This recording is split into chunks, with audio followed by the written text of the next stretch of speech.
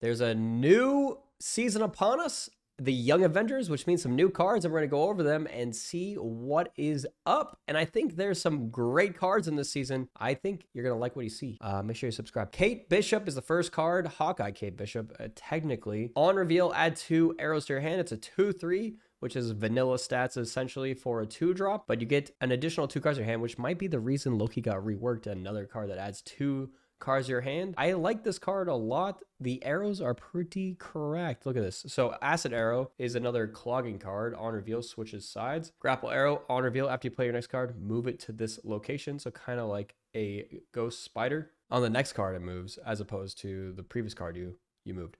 And then Basic Arrow, this is exactly Hawkeye.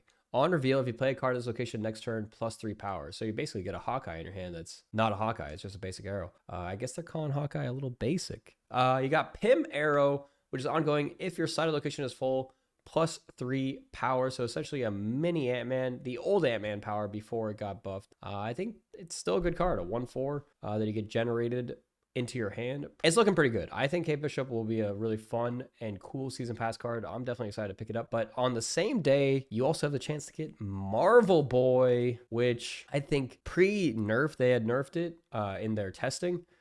It was originally giving +2 power to their 1-cost cards. So Marvel Boy is a 3/2. After each turn, give 3 of your 1-cost cards +1 power. Even with just it being +1 power, that's still, if you play it on curve on turn 3 and you play it on Squirrel Girl to have 3 1-drops by turn 3, you can get this to be a 3/14, which is essentially like a fully stacked Sage. And Sage is one of the most cracked cards right now. So Marvel Boy, really cracked. Yeah, so if you just play out like Squirrel Girl, Chimera, and Marvel Boy, you're getting, for 7 energy, you're getting 20 power worth of stats, and they can't kill your squirrels with Killmonger because you got that Chimera down. I think Marvel Boy is going to see a lot of play. I think it's going to be more cracked. It might be the most cracked card of the season, honestly. Just like, I think it's going to be a new meta-driven card just from the amount of power that it can output pretty easily. It does get a little bit worse if you're playing out late, but even if you play on the last turn, at worst, it's a 3/5, which is like decent stats for a 3-drop.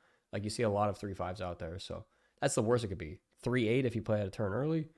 Like, it's still great even on turn 5, you know? We have 2 cards coming out that have similar kind of effects in the sense that they both want you to spend all of your energy. And that's Wiccan. First up, it's a 4/7. They've just buffed it in their internal testing from a 4/5 to a 4/7, which is a little bit concerning, meaning that it felt weak to them, so they had to give it a little bit more power. But with an on reveal, if you spent all your energy this game, get +2 max energy, that does give you a lot of wiggle room to do a little bit more, but it does have a pretty big downside that you have to spend all your energy. So you're going to have to guarantee a turn 1, a turn 2, and a turn 3 in order to place on turn 4. Unless you're playing Airship, then you only have to guarantee a turn 1 and 2 and place on turn 3. But even still, getting that +2 max energy, you can get that pretty easy with something like Hope Summers or something like that. So this card has a lot of conditions that you need to fulfill to kind of get a +2 max energy, which isn't that hard to get from something else. So it is for every single turn after you play this out. I think this card might be Copium, but there are some ways to do some cool things with it. So if you have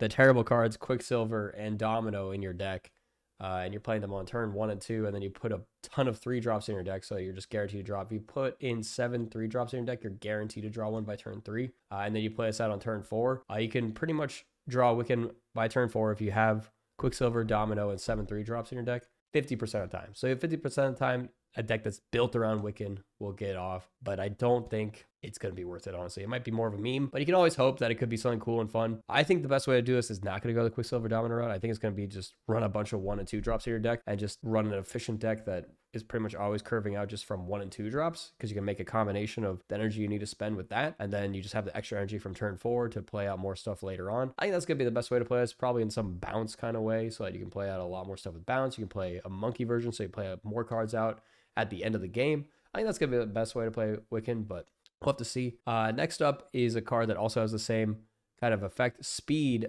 but it's ongoing, but it says +1 power for each turn in which you spent all of your energy. So again, you have to spend all your energy. Every single turn, it gets better and better. It's a 3/3, so if you spend all of your energy on every single turn, all 6 turns, it's 3/9. On all 7 turns, it's 3/10.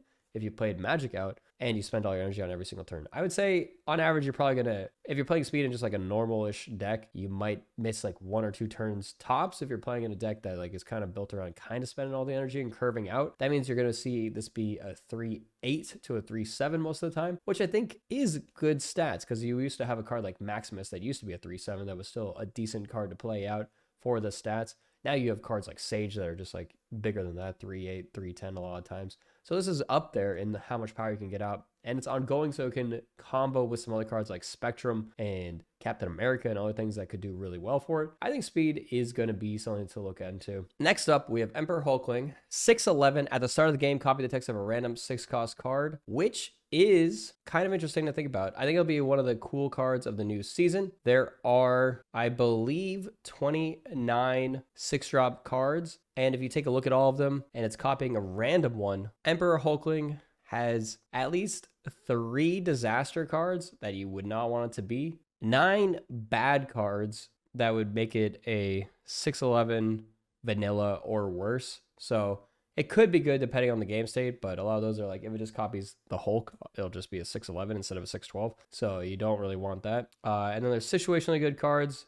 There's about 4 of those, which is something that you won't always get value, but sometimes you will. Something like Heimdall would make it a good effect. So that'd be, there's about 7 of those. They're good, but not insane. And then incredible effects, things that you really want, like Leader or something like that, that would just be cracked at a 6/11. There are about 6 of those. So this means that out of all of the numbers, you only have a 10% chance of getting a disaster card, which means that 1 out of 10 times you're going to be not liking this card at all. But that means 90% of the time it'll be a vanilla or better. So I don't think that's that bad of a card, meaning that 9 out of 10 games you're getting at least the vanilla stats. But does that mean it's worth running over just another 6-drop that's more consistent like Red Hulk, just like better power? Hard to say, but you know, you can't always predict how these kind of cards are going to play out until you really get a good feel for it. A lot of times, like a card like Cersei that came out where it's just randomly upgrading the cards, you could kind of do the math and see like how often it's going to upgrade to different cards. In the end, it kind of takes that feeling of actually playing it out and seeing how many times it turns into these good cards, or like if it's situationally they just like being that vanilla card doesn't really work out as much as you'd like. 11 power is not terrible. Actually, I think it's a 44% chance to be good or incredible. It's 20% chance to be incredible. So 1 out of 5 times it's actually really, really good. Almost half the time you're getting actually good value. So that's pretty good, I would say. Yeah, I think Emperor Hulkling will probably be something that would be a situationally good 6-drop to pick up. Probably not a must-have. I think the only card of the season that I think would be a huge recommend would be Marvel Boy and the Season Pass card. I think those 2 will be the cards to pick up this season, which both come out on the same day in August 6th. So we'll see how those do, and we'll get some gameplay for those. If you're looking for what weeks to spend your spotlight caches on, your spotlight keys, Marvel Boy might be the best one. You get Blob, which is good in, I think it's still good in Airsham, and then you get Red Hulk in that spotlight contest. So you can get Marvel Boy, Blob, and Red Hulk, all really good cards. Blob in Airsham, at least, if you want to play Airsham decks, if you have Airsham. And Red Hulk, just one of the best 6-drops in the game for sure. And Marvel Boy, which is going to be cracked. Wiccan comes out with the new Loki card. The new Loki is actually really cracked. I think at 3/5, it can go into a lot of decks. It's really good in Airsham. It transforms your deck and draws you a card. Just drawing a card on a 3/5. Like, if you think about Crystal drawing you a card, it also draws your opponent a card. This is just like, obviously it doesn't draw you a card from your own deck, but giving you a discounted card from your opponent's deck, and your opponent's probably not running bad cards. So I mean, like, I think the new Loki is just good still. So if you want to pick it up in a spotlight cache, you'd have to pick it up with Wiccan. And Pixie's kind of pushed out of the meta right now, so it's not really played. So this one's a little bit tougher to say. I think Wiccan's going to be more of a meme. Loki's good though. So you can decide if you want to get that Loki if you're not able to pick it up. It is all Series 5. And then Speed, the next one up.